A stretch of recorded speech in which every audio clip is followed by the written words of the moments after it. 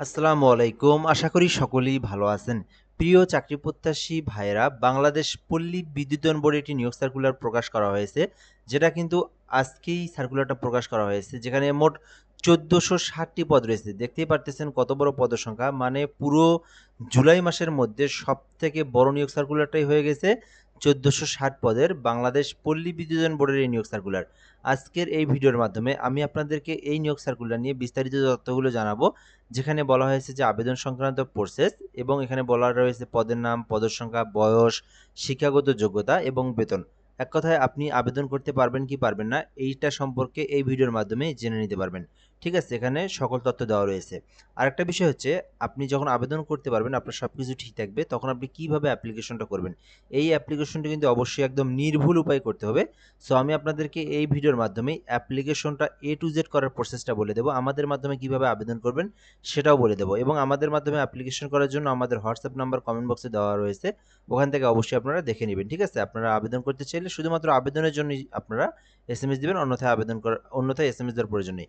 আমরা এখান থেকে দেখব, বাংলাদেশ পল্লী বিদ্যুতায়ন বোর্ড কর্তৃক নিবন্ধিত পল্লী বিদ্যুৎ সমিতি সমূহে লোকবল নিয়োগ প্রদান প্যানেল তৈরির নিমিত্তে বাংলাদেশের স্থায়ী বাসিন্দা নাগরিকদের নিকট পদের পাশে বর্ণিত যোগ্যতা সম্পন্ন প্রার্থীদের শর্ত সাপেক্ষে অনলাইনে অ্যাপ্লিকেশনের জন্য আহ্বান করা যাচ্ছে। আমি যদি আপনাদেরকে সংক্ষিপ্ত করে বলি, বাংলাদেশ পল্লী বিদ্যুৎ যে সমিতিগুলো রয়েছে, রেজিস্ট্রেশন কর্তৃক যেগুলো, সেগুলোতে নিয়োগ দেওয়া হবে। এখানে বলা হয়েছে যে বাংলাদেশের স্থায়ী নাগরিক মানে বাংলাদেশের ৬৪ জেলার যে কোনো প্রার্থী এই আবেদনটি করতে পারবেন। মানে সমগ্র জেলার জন্য, কিন্তু সমগ্র দেশের জন্য এটি। এবং এই আবেদনটি অবশ্যই অনলাইনের মাধ্যমে আপনাদেরকে আবেদন করতে হবে। ঠিক আছে, মানে আপনাকে কম্পিউটারের মাধ্যমে অনলাইনে আবেদন করতে হবে। ঠিক আছে, এরপরে রয়েছে শূন্যপদের সংখ্যা, প্রার্থীর বয়স, সকল কিছু এখানে দেওয়া রয়েছে। আমরা আপনাদেরকে দেখাবো। এর মধ্যে একটি বিষয় খুবই গুরুত্বপূর্ণ, যেটা আপনাদেরকে না বললেই নয়। যারা আমাদের ফেসবুক থেকে ভিডিওটা দেখতেছেন, জব প্লাস বিডি, নতুন হয়ে থাকলে অবশ্যই ফলো করে রাখবেন। আর যদি আপনি আমাদের ইউটিউবের মাধ্যমে দেখে থাকেন ভিডিওটা, MR রায়হান হাসান এই চ্যানেলের মাধ্যমে, যদি সাবস্ক্রাইব করা না থাকে সাবস্ক্রাইব করে রাখবেন। তাহলে কি হবে, তাহলে এই বাংলাদেশের যত সরকারি নিয়োগ সার্কুলার সেটা প্রকাশ হওয়া মাত্র সবার আগে আপনি সহজেই জেনে নিতে পারবেন সকল ধরনের তথ্য।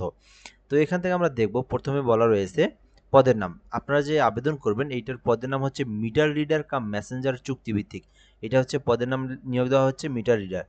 পদের সংখ্যা ১৪৬০টি। বুঝতেই পারতেছেন কত বড় পদের সংখ্যা, ১৪৬০টি। এবং এটির পদের সংখ্যা কিন্তু বেশিও হয়ে থাকে। ঠিক আছে, এবং কম হবে না, বেশি হবে আর কি। বয়সটা কিন্তু খুবই গুরুত্বপূর্ণ। এই যে এখানে একটা তারিখ দেখতে পারতেছেন, ২১/৭/২০২৬।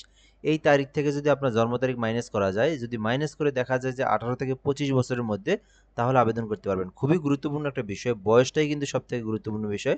একদিন বেশি হলেও কিন্তু হবে না। আপনারা এই তারিখ থেকে আপনার জন্ম তারিখ মাইনাস করে দেখেন, যদি ১৮ থেকে ২৫ এর মধ্যে থেকে থাকে, তাহলে শুধুমাত্র অ্যাপ্লিকেশনটি করতে পারবেন। এর বাইরে কিন্তু আবেদন করা যাবে না। ১৮ বছরের নিচে কেউ আবেদন করতে পারবেন না, ২৫ এর উপরে কেউ আবেদন করতে পারবেন না।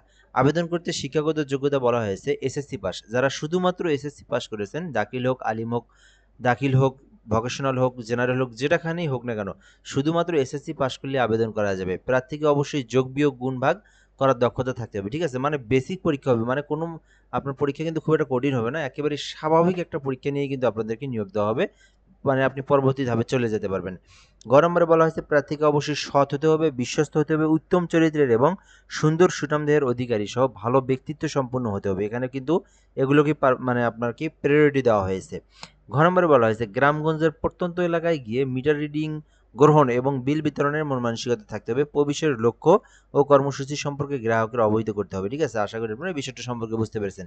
ইউ নম্বরে বলা হয়েছে বাইসাইকেল চালানোর পারদর্শী হতে হবে, মানে আপনাকে সাইকেল চালানো জানানো থাকতে হবে, এবং অবশ্যই নিজস্ব বাইসাইকেল থাকতে হবে। এগুলো আর কি দেওয়া থাকে ফরম্যাটে, এগুলো তেমন কিছু না, বর্তমানে বাইসাইকেল নাই বললেই চলে। এরপরে রয়েছে চূড়ান্তভাবে নিয়োগের লক্ষ্যে নির্বাচিত প্রার্থীকে যোগদানের সময় নিরাপত্তার জামানত হিসেবে প্রবিশের ক্যাশ শাখায় ১০,০০০ টাকা আপনাকে জমা দিতে হবে, মানে এটা আপনাকে জামানত দিতে হবে। এখন আপনারা অনেকেই বলতে পারেন এই চাকরিটা আসলে মূলত কি। এটা কিন্তু আপনার সরকারি চাকরি, বাট এটা কিন্তু আপনার সরকারি প্রতিষ্ঠান, বাট এটা কিন্তু একেবারে ওই আপনার অন্যান্য সার্কুলারের মতো রাজস্ব খাতভুক্ত স্থায়ী না, এটা একটি চুক্তিভিত্তিক নিয়োগ সার্কুলার। প্রবেশ বেতন কাঠামো ২০১৬ অনুযায়ী ১৪,৭০০ টাকা বেতন। এছাড়াও চুক্তির মেয়াদ অনুযায়ী, নিয়ম অনুযায়ী ভাতাদি প্রাপ্ত পাবেন। এখন কথা হচ্ছে বেতন কি এটাই কিনা? না, বেতন এটাই না, এখানে অনেক কিছু যোগ হয় এর সাথে। ঠিক আছে, ইত্যাদি বিভিন্ন, এখানে বেসিক বেতনটার কথা বলা হয়েছে। সব কিছু মিলে আনুমানিক ২৭,০০০ প্লাস বেতন পাওয়া যায়। আমাদের বাড়ির আশেপাশে যারা জব করে তাদের কাছ থেকে আমরা এটা শুনছি। মানে 26-27 হাজার প্লাস কিন্তু তারা বেতন পায়, ঠিক আছে, এবং 1-2 বছর পরে আরও বৃদ্ধি পায়, 30-এর কাছাকাছি চলে যায়। আশা করি আপনারা এই বিষয় সম্পর্কে অবগত হয়েছেন। আমি আবারও বলি, এটা কিন্তু চাকরি কিন্তু সরকারি প্রতিষ্ঠান, পল্লী বিদ্যুৎ কিন্তু সরকারি প্রতিষ্ঠান। মানে আপনার প্রতিষ্ঠানটা কিন্তু সরকারি, বাট এটা কিন্তু আপনার মানে নিবন্ধিত, বাট এটা কিন্তু আপনার ওই যে একদম সারা জীবন যে স্থায়ী চাকরি, সেই চাকরি কিন্তু না, আমি আপনাদেরকে বলে দিচ্ছি, ঠিক আছে। কিন্তু এগুলো আপনি একদম 45-55 বছর পর্যন্ত চাকরি করতে পারবেন। চুক্তির মেয়াদ শেষ হয়ে গেলে আবার রিনিউ করে নিতে হয়, আবার আপনাকে চুক্তির মেয়াদ বাড়ায় নিতে হয়, ঠিক আছে। এগুলো এগুলো কিন্তু একদম 50-60 বছর পর্যন্ত চাকরি করা যায়, কোনো ধরনের সমস্যা হয় না, ঠিক আছে। আশা করি আপনার বিষয়টা সম্পর্কে বুঝতে পেরেছেন। এখন আমরা দেখব পরবর্তী বিষয়গুলো। আরেকবার সংক্ষিপ্ত করে বলে দেখি, 18-25 বছরের মধ্যেও এসএসসি পাস থাকলে আবেদন করতে পারবেন। পরবর্তী বিষয় হচ্ছে, যারা আবেদন করতে চাচ্ছেন তাদেরকে কত টাকা ফি জমা দিয়ে আবেদনটি করতে হবে।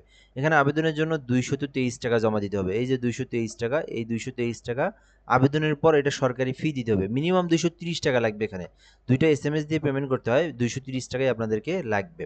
এখানে আরও কিছু বলে দেওয়া রয়েছে, এগুলো খুব একটা গুরুত্বপূর্ণ বিষয় না, আমরা এখান থেকে গুরুত্বপূর্ণ বিষয়গুলো দেখব।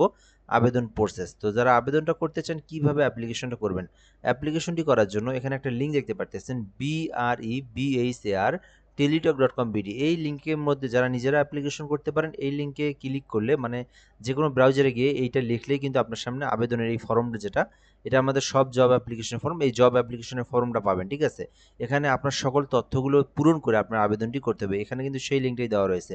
সো নিজেরা অ্যাপ্লিকেশন করতে চাইলে এই লিঙ্কে প্রবেশ করলে এরকম একটা ফর্ম পাবেন, এখানে সকল তথ্য পূরণ করবেন, ঠিক আছে। আরেকটা বিষয় আপনাদেরকে বলে রাখি, অনেকেই কিন্তু নিজেরা আবেদন করতে পারে না। তাদের জন্য কি, তাদের জন্য আমাদের হোয়াটসঅ্যাপ নাম্বার দেওয়া রয়েছে। এটি হচ্ছে আমাদের হোয়াটসঅ্যাপ নাম্বার 017758303112। এই নাম্বারে হোয়াটসঅ্যাপে এসএমএস করে আপনি ঘরে বসে থেকে বাংলাদেশের যে কোনো সরকারি চাকরির আবেদন অথবা এই আবেদন, যে এক কথায় বাংলাদেশের সকল সরকারি নিয়োগ সার্কুলারের আবেদন আপনি করে নিতে পারবেন এই হোয়াটসঅ্যাপ নাম্বারে যোগাযোগ করে। তবে আপনাদেরকে এখানে দুই একটা কথা অবশ্যই বলতে হবে, যেটা না বললে কিন্তু পরবর্তী সমস্যা। সেটি হচ্ছে, শুধুমাত্র আবেদন করতে চাইলেই আপনাকে এই নাম্বারে এসএমএস দিতে হবে। অন্যথায় যে কোনো বিষয় জানার জন্য কমেন্ট করতে হবে। কোনো ধরনের কোনো বিষয় জানার জন্য হোয়াটসঅ্যাপ এসএমএস দেওয়া হবে না। শুধুমাত্র আবেদনের জন্য এসএমএস দিবেন। আর দ্বিতীয় কথা হচ্ছে পেমেন্টের বিষয়টা। আমরা আবেদন করে দেব। আবেদন করে দেওয়ার পর আপনারা এই সরকারি ফি যেটা, এটা আপনারা দিতে পারবেন। আমরা কিন্তু আগে টাকা নিই না, আবেদনের পরেই নিব। এটা নিয়েও কোনো ধরনের সমস্যা নেই। সো আপনারা বিশ্বস্ত একটি নাম্বার, আমাদের চ্যানেলটা দেখতে পারেন। বাংলাদেশের মধ্যে মিনিমাম একটা সবথেকে বড় একটা প্ল্যাটফর্ম বলা চলে। সো আপনারা এই নাম্বারটা দেখতে পারেন, পাবলিক আমাদের নাম্বার এটি। এটি আমাদের জব অ্যাপ্লিকেশন সার্ভিস পোর্টালের নাম্বার, ঠিক আছে। এরপর আমরা দেখব এখান থেকে যারা নিজেরা আবেদন করবেন তারা কি করবেন। মানে আমাদের কাছ থেকে আবেদন করার প্রয়োজন নেই, মানে যারা নিজেরা আবেদন করবেন, নিজেরা আবেদন করতে পারেন, তারা কি করবেন, নিজেদের কম্পিউটার থাকলে প্রথমে এই ফর্মে আসার পরে নিজের নাম, বাংলা ইংরেজি এগুলো সব কিছু দিবেন, নিজের নাম দিবেন, পিতামাতার নাম দিবেন, এরপরে ডেট অফ বার্থ দিবেন, ন্যাশনালিটি দিবেন, religion, gender, national ID, birth registration, passport ID, marital status, mobile number, same mobile নাম্বারটা আবার দিবেন, দেন কোটা দিবেন, ইমেইল দিবেন, কোটা দিবেন, ডিপার্টমেন্টাল স্টাডিজ দিবেন। এখানে কোটা ডিপার্টমেন্টাল স্টাডিজ না থাকলে নো দিবেন, আরও যেটা যেটা আছে সেটা সেটা দিবেন, যেটা যেটা নাই সেটা সেটা দেওয়ার প্রয়োজন নাই।